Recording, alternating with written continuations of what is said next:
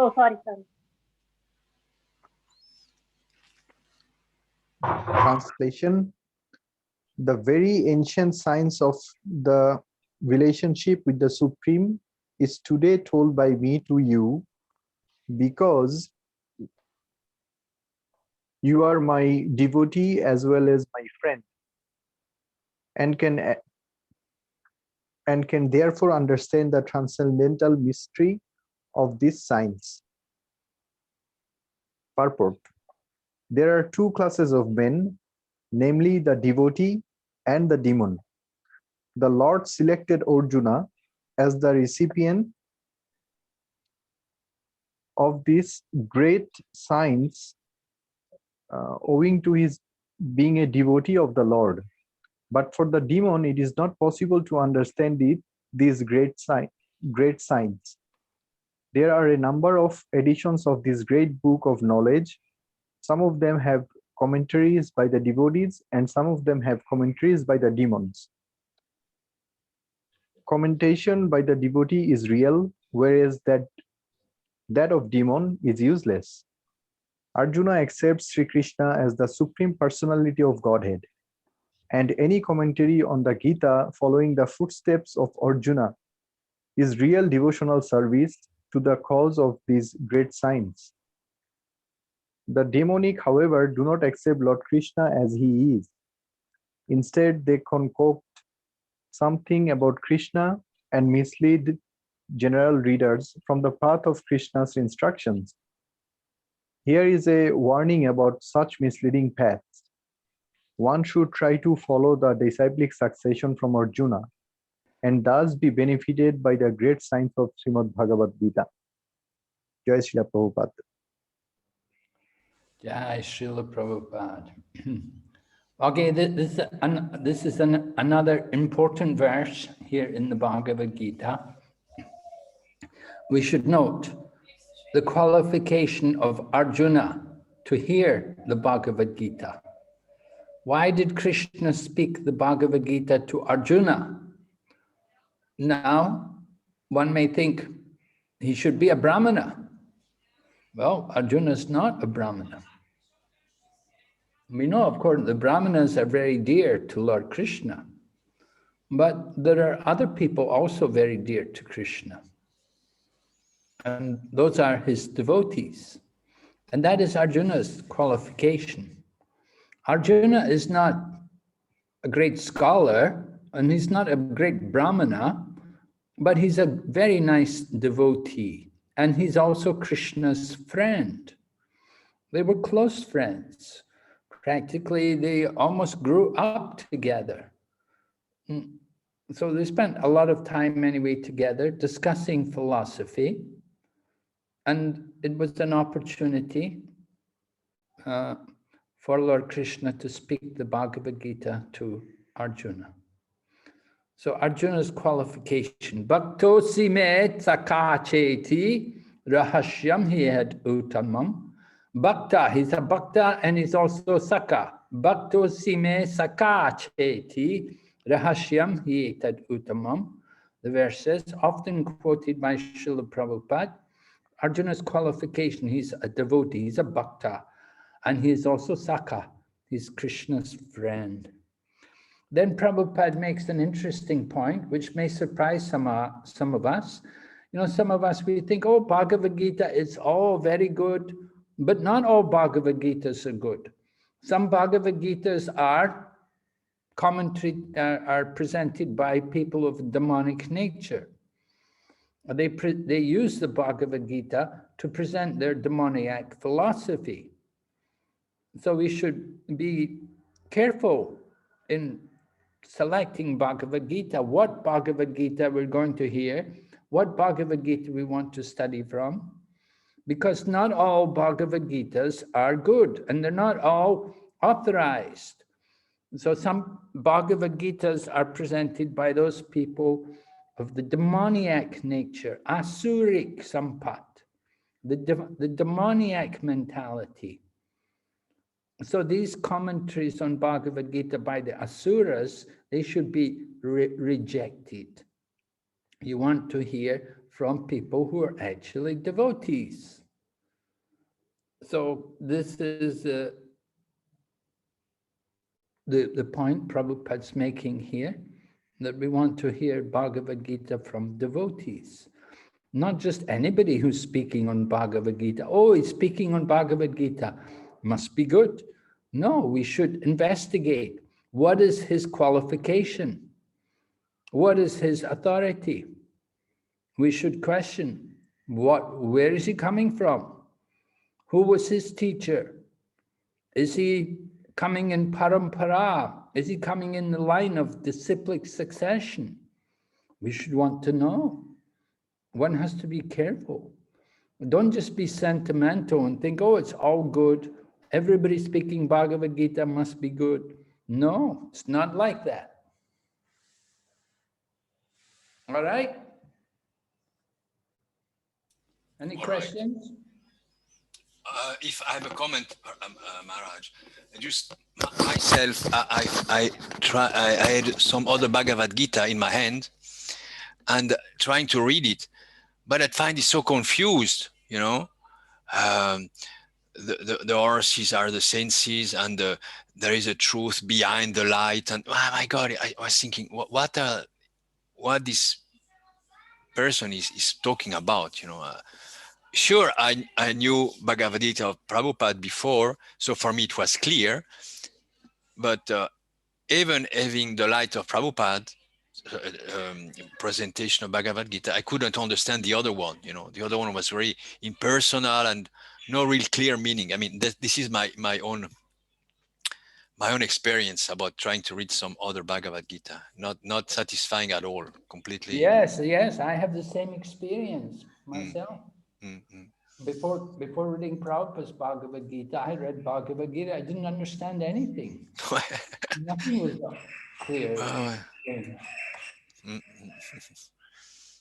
That's just this little comment.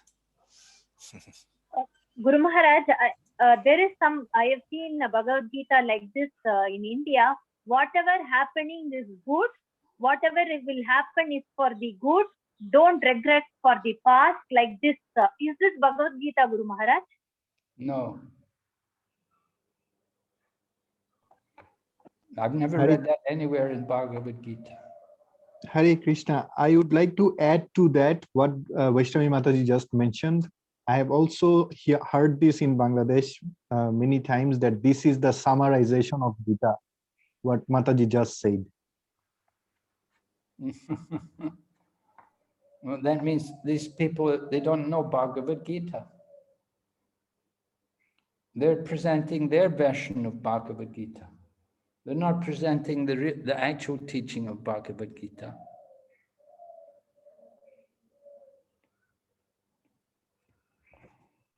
Whatever happens, it's good. Say it again, Vaishnavi. Whatever is happening is for good. Whatever will happen in the future is for good. And please don't regret for the past. It's like this, Guru Maharaj. Now also it's getting circulated, this kind of Bhagavad Gita. Everybody likes this. Yeah, they all like this nonsense. All speculation, no truth in it.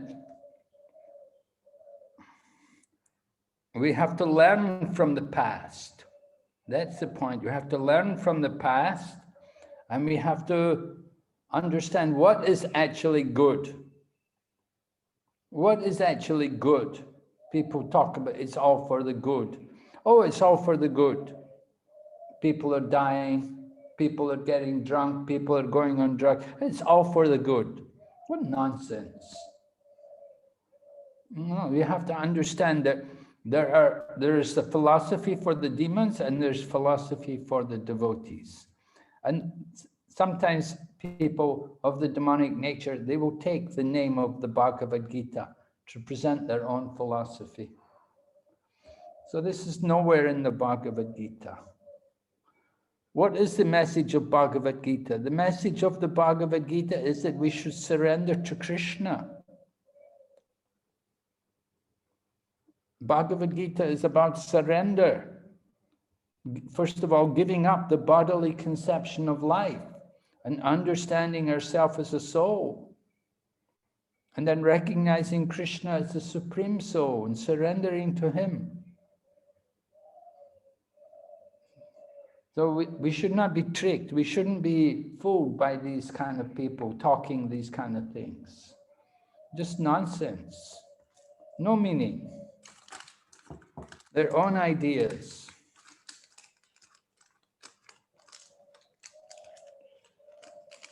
Okay? Yes, Guru Maharaj. Thank you, Guru Maharaj. One more clarification. Guru Maharaj, last week we were discussing how the disciplic succession got broken because it was misinterpreted in between. Yes. Sometimes, Right. yeah, but whether it will get misinterpreted in the disciplic succession also, Guru Maharaj, because the disciplic succession got broken because it got misinterpreted. It got misinterpreted by whom, Guru Maharaj? In the disciplic succession or by other people? I couldn't understand. Some people also ask me, what if they misinterpret in the disciplic succession? Because we can read Bhagavad Gita from the disciplic succession, and in the disciplic succession, can somebody misinterpret, Guru Maharaj? Maybe I'm pretty confused about this. Well, disciplic succession, it's passed, it was said the knowledge was passed through the line of saintly kings, Rajarshis, right? Raja Rishis, saintly kings. But in course of time, the knowledge was lost. So the knowledge was passed to the saintly kings, and saintly kings would distribute it to the citizens, to the people in their kingdom. But in course of time, somehow, this knowledge became lost. Just like we know, why did Lord Buddha come? Lord Buddha came because of the degradation of the Brahmins. The Brahminical culture was lost. What happened to the Brahmins? There were still Brahmins, but they had become corrupted, they had become polluted, they'd become materialistic, and they were encouraging people in the killing of animals in the name of a Vedic sacrifice. And so they were Brahmanas in name only. They were not actually real Brahmanas, but they had the name of Brahmanas, and they would say they were Brahmanas by birth, but they didn't fulfill the real duties of the Brahmanas. So the Brahminical culture was lost, and as a result, Lord Buddha had to come, and he had to lead the people away from the Vedic culture, to stop following the Vedas, and instead just to follow him.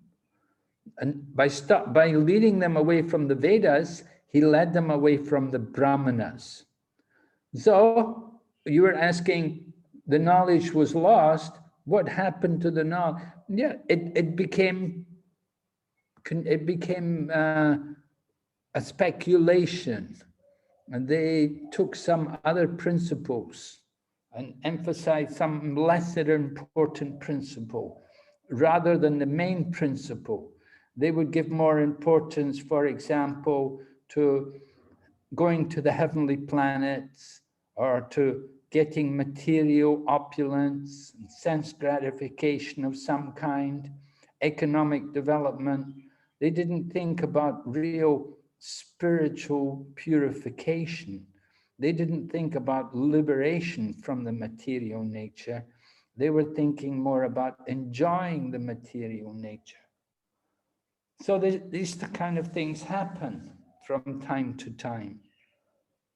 Even in the Bhagavad Gita, we see sometimes in the Bhagavad Gita, Krishna will speak. For example, in the 2nd chapter, Krishna spoke about going to the heavenly planets. And he told Arjuna that if you fight and you're killed on the battlefield, you'll go to heaven. You will enjoy the heavenly planets. So karma kanda is also there in the Bhagavad Gita. But it doesn't mean that karma kanda is the actual goal. But some people may take that path of karma kanda as being more important than the path of bhakti. Some people may take the path of yoga, the Astanga yoga, or the path of karma yoga. They may take these other paths as being more important than bhakti. And they may come up with different reasons why bhakti is not possible in this age. And in this way, the knowledge is lost. And people become busy in other things. So even Vyasadeva, when he was writing all of his books, we know from the Srimad Bhagavatam that he'd written so many books, and he had encouraged the people in the path of materialistic activities for material results, for their material benefit, that they could go to heaven, they can enjoy a higher form of life. But he didn't emphasize the real purpose of getting out of the material world and developing devotion for the Supreme Lord. And that was why Srimad Bhagavatam had to be written. So the Bhagavad Gita is like the prelude to the Srimad Bhagavatam. Bhagavad Gita, conclusion of the Bhagavad Gita is that we have to surrender to Lord Krishna.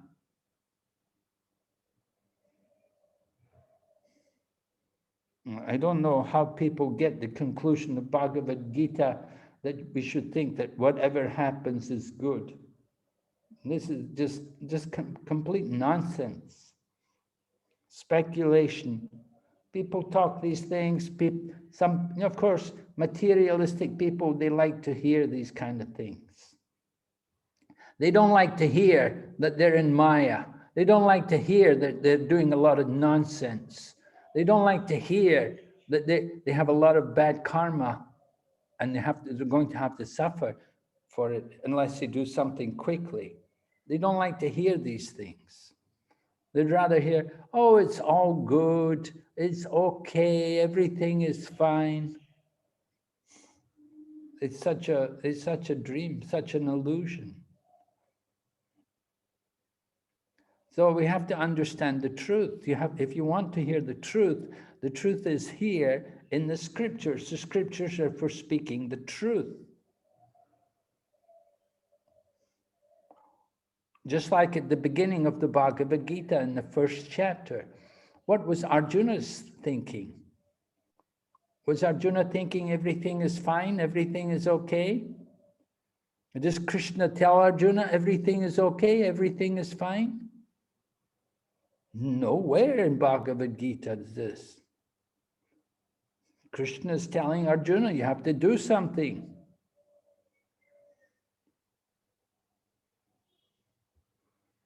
I don't know how people can come up with these nonsense philosophies. And they do it in the name of Bhagavad Gita. Oh, Bhagavad Gita says. Where? Show me. I'll show you where Krishna says surrender. That will come. In the 18th chapter, almost at the end of the Bhagavad Gita. Sloka number 66. Krishna will say, just surrender to me, and I will free you from all sinful reactions. So we don't hear anywhere in the Bhagavad Gita that, oh, it's okay, everything is fine. Bhagavad Gita is about action. You have to do something. Why do you have to do something? Because everything is not okay. If you go on in your old ways, not following any principles of the Shastra, then you don't have a very bright future. You're heading for trouble.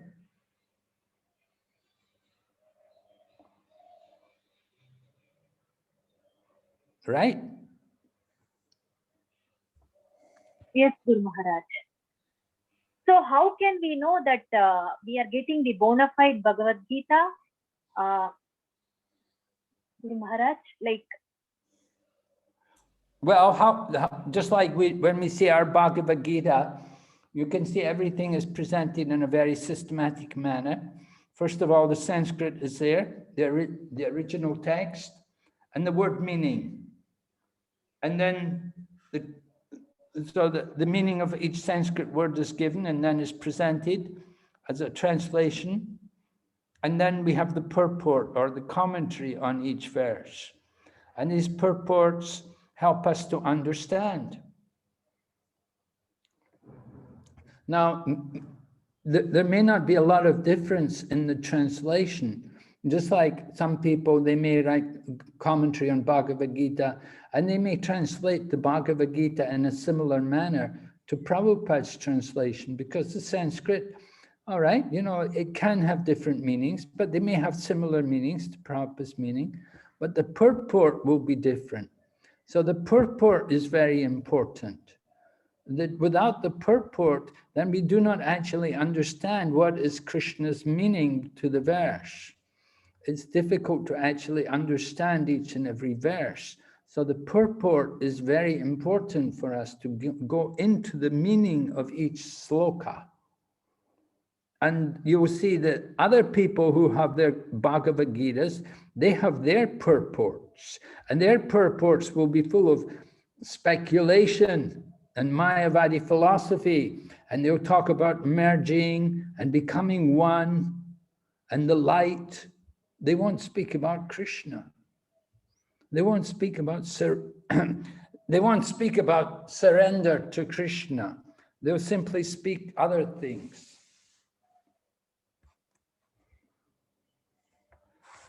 So you can see Prabhupada's Bhagavad Gita, it's that he's presenting not just his own, it's not just his own interpretation of the Bhagavad Gita, but he's presenting also the commentaries of other great acharyas coming in the line of disciplic succession. The knowledge is coming through the parampara. Now, if you look back just to the previous verse, we're on the third verse just now. If you look at the second verse, you can see Krishna used the parampara to pass on the knowledge. Evam parampara praptam. Right? Krishna's talking about the parampara. Krishna passed the knowledge of the Bhagavad Gita through the parampara, through the disciplic succession. Krishna used the system. This is the proper method of passing on spiritual knowledge. Pass it on from one person to another. One teacher gives the knowledge to his students, and then his students will become also teachers, and they will pass the knowledge on to their students. And in this way, the knowledge is distributed. This is the system of parampara. Remember, last week we read the example. You have a fruit, it's a valuable fruit. You will pass it down the tree from branch to branch. You won't just throw the fruit. You have to handle it very carefully. So the same way, this knowledge has to be handled very carefully. You shouldn't change anything. When you change something, then the knowledge is lost. And that's what happened. And that's why Krishna had to come again. If you make a little change, then the little change goes on and becomes a little bigger and a little bigger and a little bigger. And in this way, the whole knowledge is lost. And Lord Krishna has to come again and reestablish and speak the Bhagavad Gita and reestablish the disciplic succession. Is it clear? Yes, Guru Maharaj. Clear now. Guru Maharaj, just Dwarkadis is here, Hare Krishna Guru Maharaj. Just one more comment here. People also are asking the question, why the succession was broken? What was the reason? Is there no devotees coming along the way? And why Krishna has to come again, Dwapara Yuga, to preach these to Arjuna? How do we respond to these kind of questions?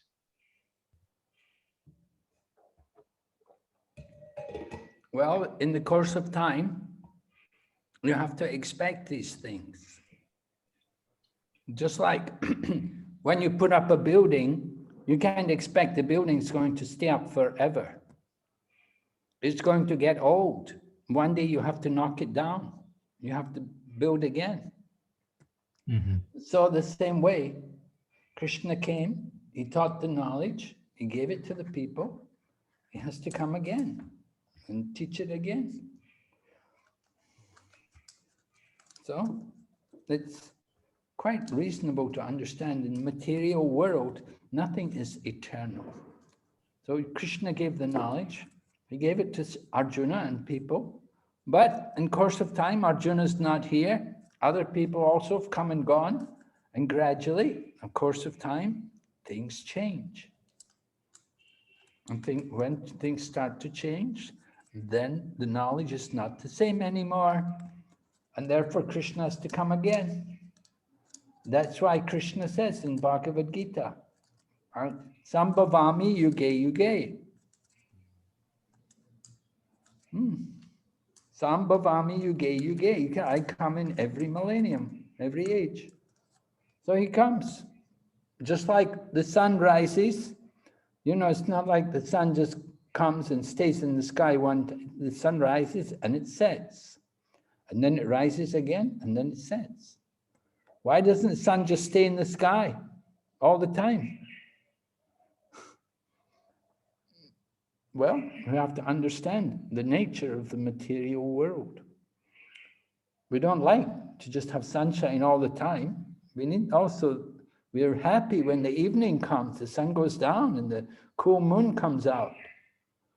We enjoy the evening.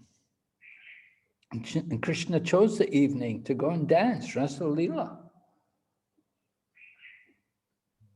So the same way, the Lord comes again and again.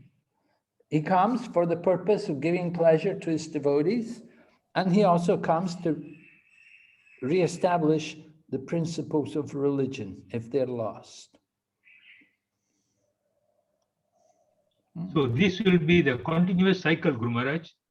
It will be keep on going on like that, after Kali Yuga, they again, when Sat Yuga comes in, it will be re-established or something like that.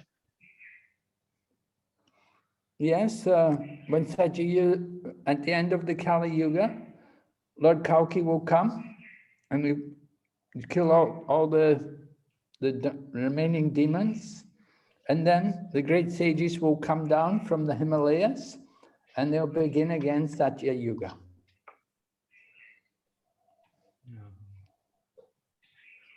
And they'll begin the Satya Yuga. The great sages will come and have good qualities. They'll do meditation and begin Satya Yuga. So in every age, different process according to the qualities. Kali Yuga people, they cannot do meditation. We don't have the quality.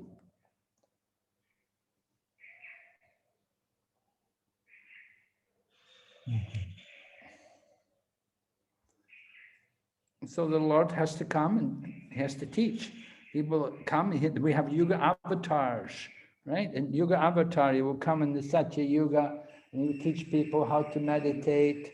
He'll show them the example, how to do meditation. Just as the Lord Chaitanya came in the Kali Yuga to teach everyone how to do Sankirtan.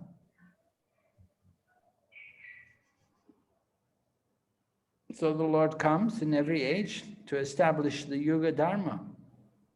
In different ages, different process. Because people have a different nature. It's not all one. That's, people are so foolish. They think, oh, it's all one, everything that, why he has to come again? You should only come one time. No, he has to come again and again because things change. Nothing is stable here in this material world. Everything's unstable.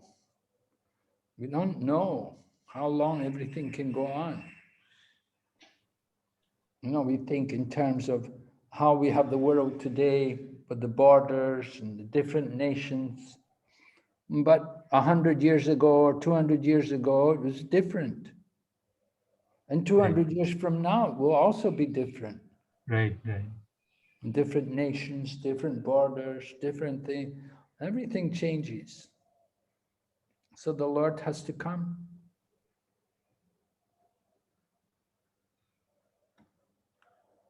Yeah? Okay.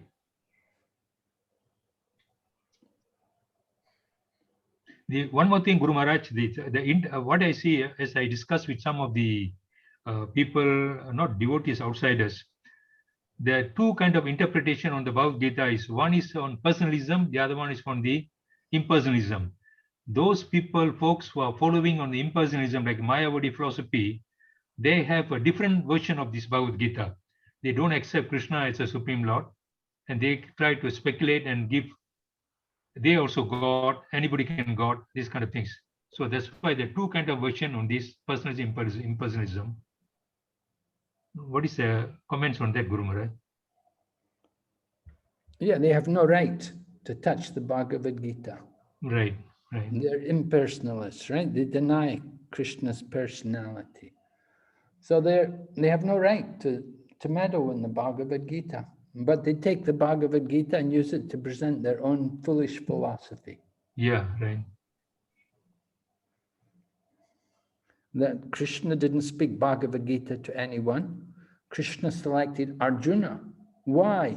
Because Arjuna was a devotee and he was Krishna's friend.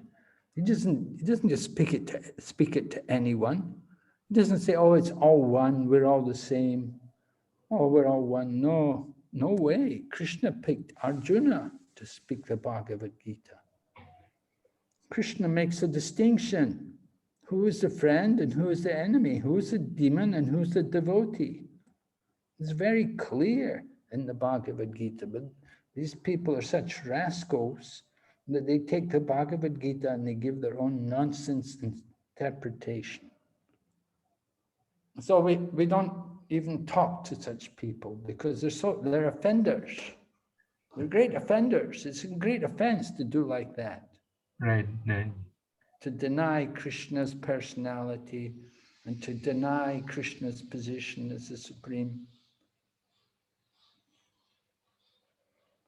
In so many ways, so many verses here in the Bhagavad Gita, Krishna is establishing it, and Krishna not only says it, but he proved it by showing the universal form, revealing his divinity. He did so many wonderful things, and these people, they just, they say it's all just tales, it's stories, it's not real. There's no Krishna, and we're all one, and we're all God.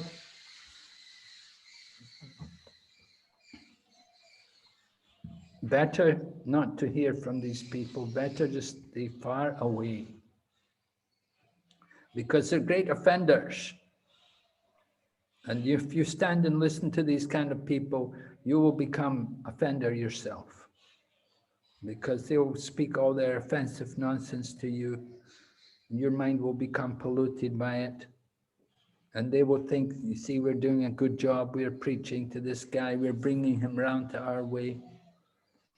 So you don't want to be hearing from these people. You don't want to be near these people. Just stay far away from them. Yeah. Lord Chaitanya taught us that. Yeah, Huh? sometimes sometimes Guru Maharaj, when we do a preaching session, we don't know what kind of people they are, So when we are doing the preaching, this kind of response is encountered.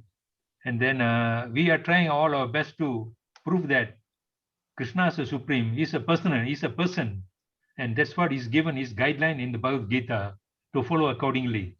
So what you people are telling is something uncertainty. We don't know who is a God. You don't even know what to follow, what direction to have.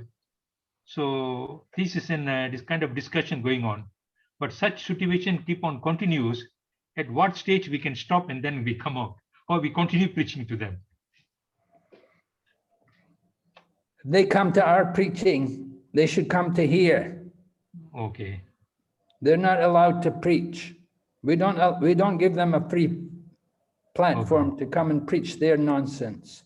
They come to our program, they should hear. Okay, they ask a question like that, we can respond to it. And we can point out all the errors in their speaking. That Krishna doesn't say like that in the Bhagavad Gita.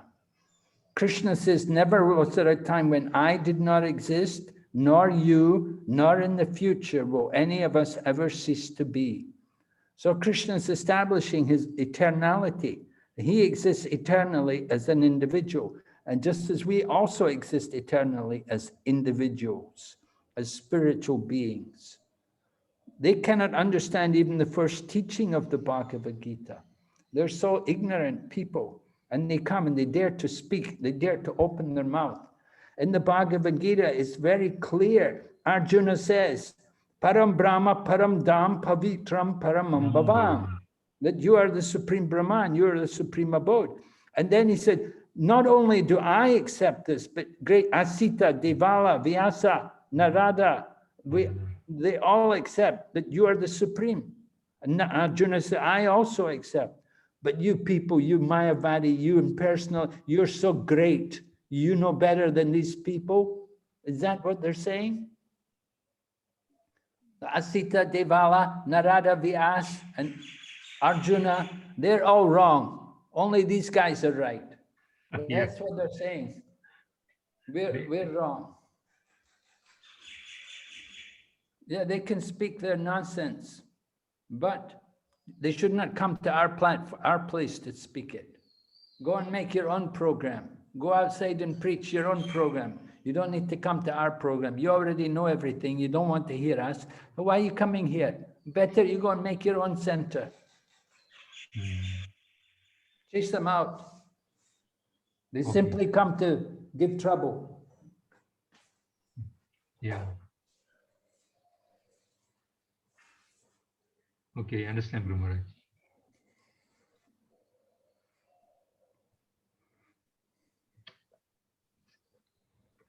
Gurudev, I had a question, may I? Okay. Gurudev, while preaching to new people, and then some of them, they say, but in your Bhagavad Gita, the Lord says that 1 out of millions of people can only reach my abode. In the whole universe, maybe one such person. And now because we're introducing chanting Hare Krishna, anybody can go, anyone can purify and make it. So they're saying, but then Lord Krishna should be the one who's speaking the truth, right?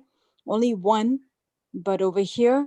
So that means if they believe Lord Krishna's words, the Bhagavad Gita that is, then this shouldn't be the case. So I don't know how to explain to them, Gurudev, they're so new, they're not yet able to accept that Lord Chaitanya is Radha Krishna together.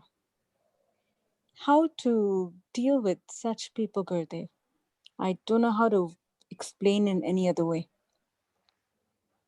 Well, you definitely don't want to be trying to speak about Lord Chaitanya being the combined form of Radha and Krishna. Definitely that's not for speaking to new people. Okay. You simply tell them to chant the Mahamantra and try to get some taste for the chanting of the holy name. And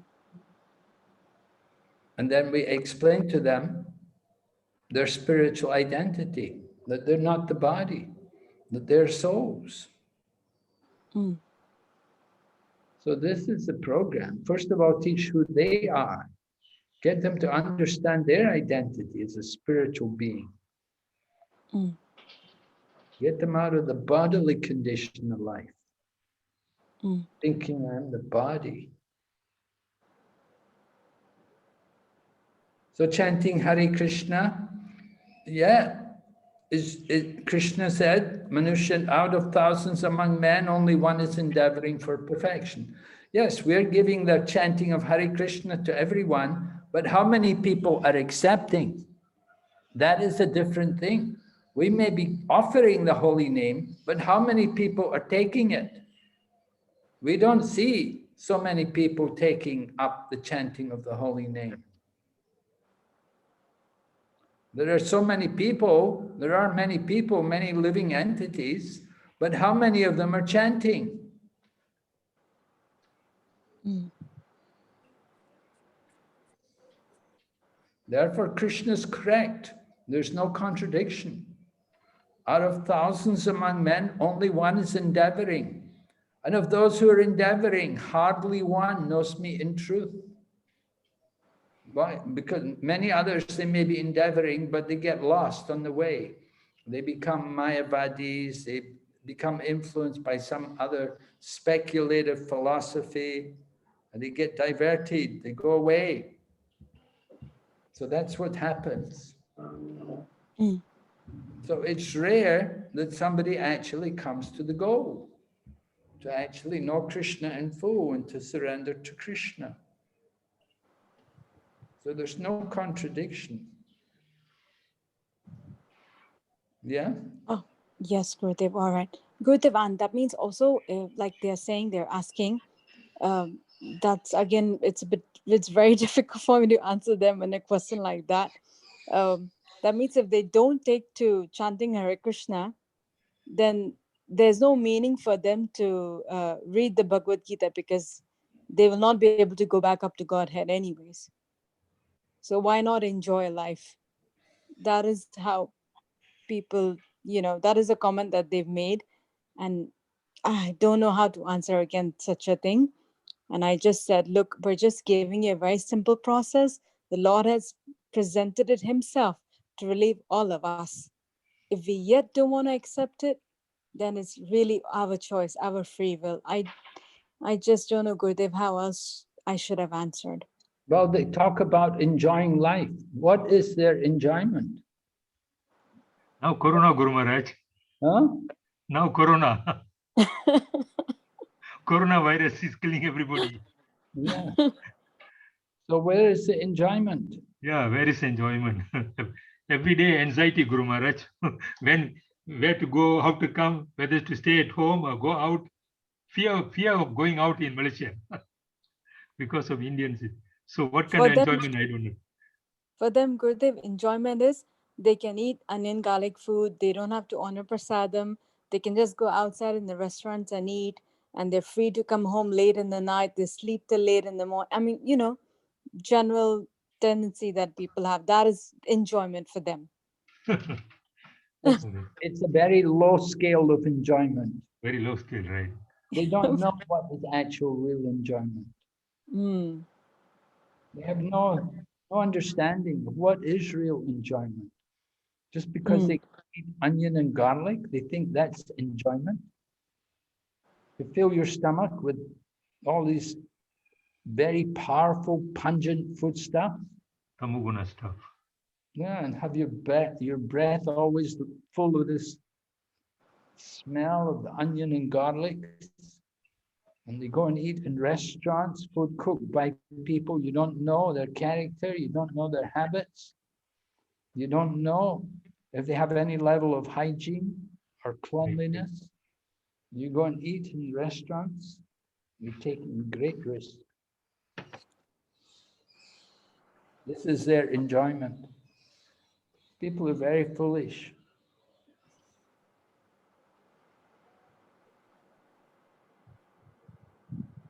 Anyway. So I should not bother answering them. Or there's no other way. I mean, this is all right. Yeah, what I told them. It's basically a simple presentation by the Lord, chant and purify. And it's really our free will if we want to accept this way. Otherwise, we are the ones ourselves closing the door. Can I just say that, Gurudev, or is that also too much? Well, I mean, you have to know when to speak and when to keep quiet, Sometimes it's better just to leave people, they really don't want to hear. And if you instruct them, they take it, they don't like it. So sometimes it's better just to say, well, I'm happy, I'm okay. You do your thing, I'll do mine. And just leave them to it. Because all right, Gurudev. they don't want to hear, they don't want to take your advice. They don't want to hear from you. They're not really interested in inquiring. So just leave them to it. And So I'm happy, I'm fine, I'm chanting Hare Krishna. You do your thing, I'll do mine. All right, Gurudev.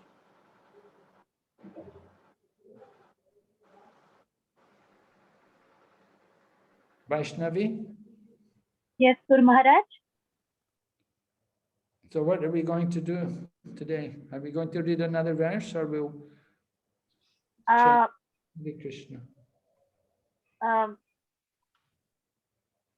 Should we go for another verse, Guru Maharaj? Yeah, we can do. We only did one.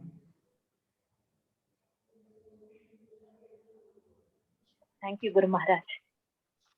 Fernando Prabhu, do you want to read this verse, 4.4?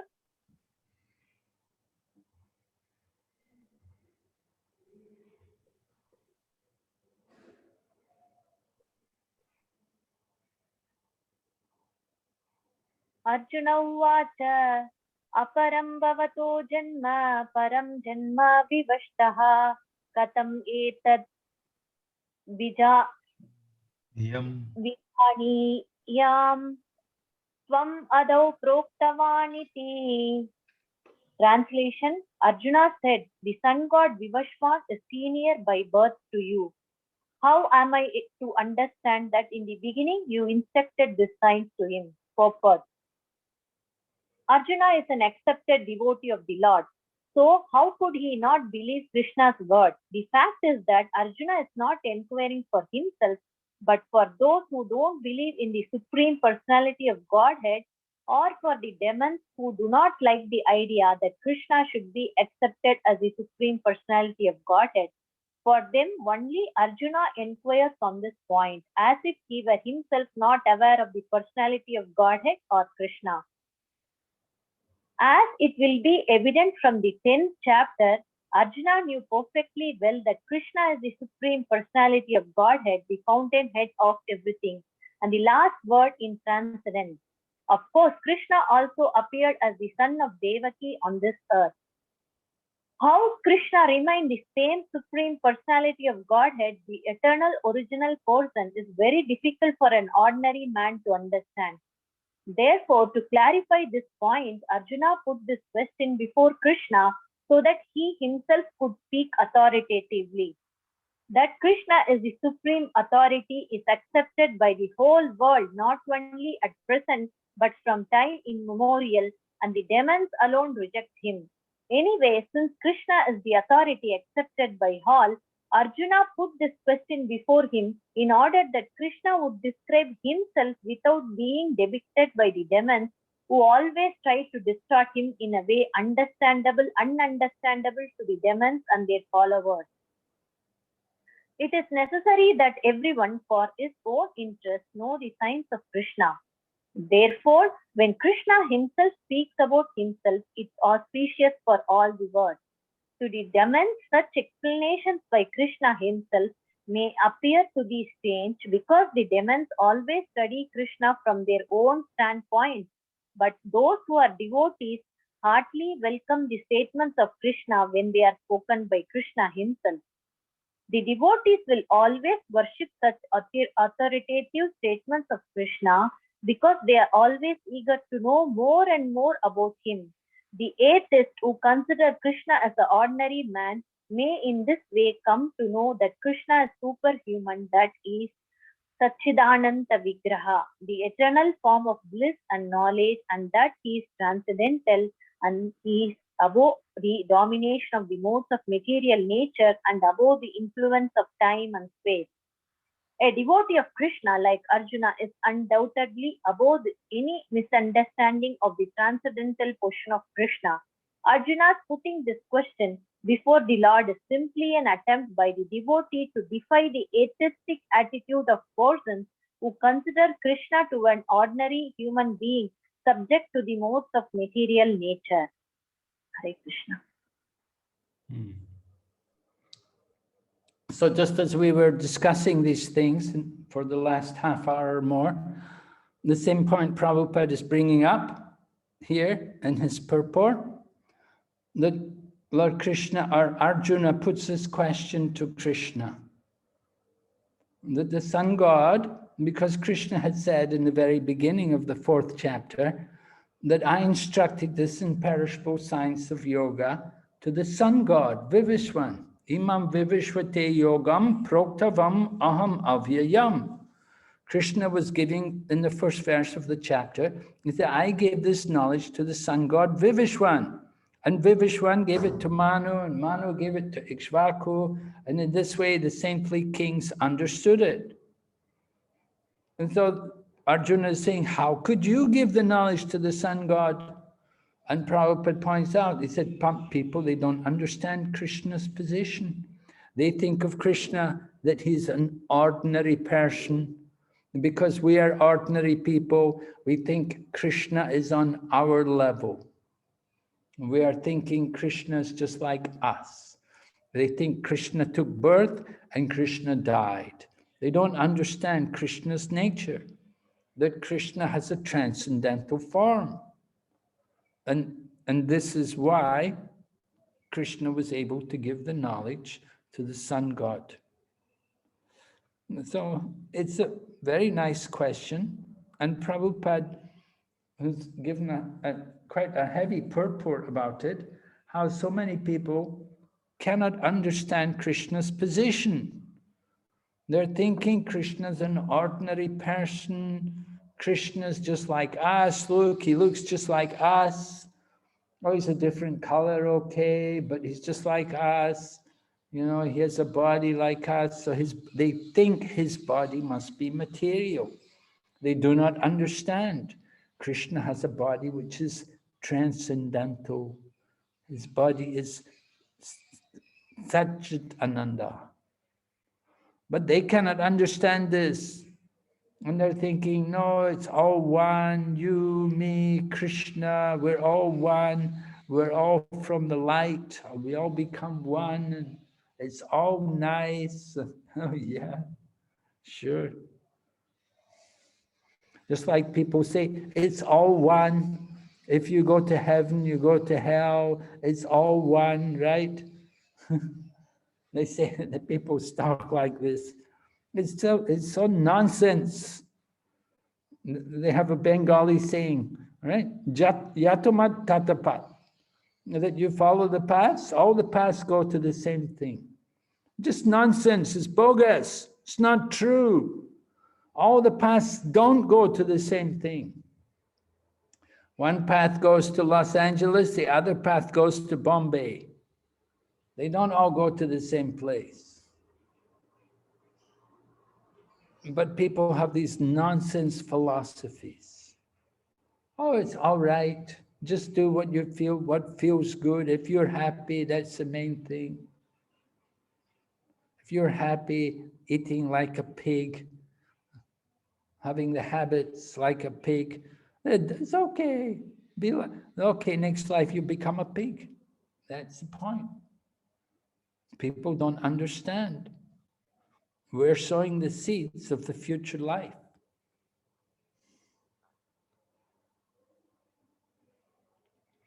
So Arjuna's question is very relevant for us.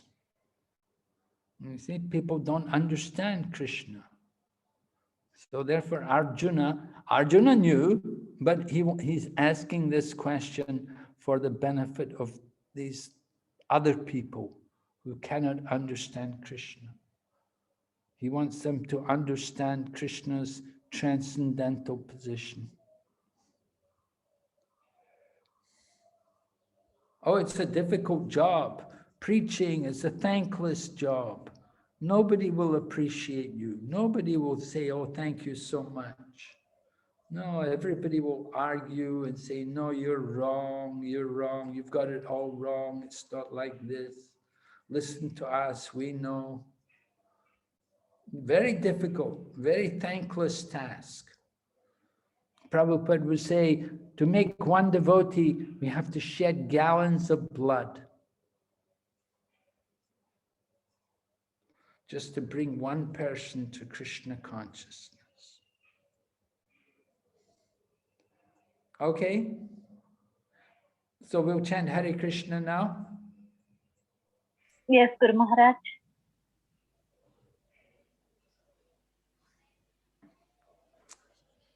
Jai Shri Krishna Chaitanya Prabhu Nityananda Shri Advaita Gadadhar Shri Vasadi Gaur Bhaktavinda. Hare Krishna, Krishna Krishna, Hare Hare, Hare Rama, Rama Rama, Hare Hare. Hare Krishna, Krishna Krishna, Hare Hare, Hare Rama, Rama Rama, Hare Hare.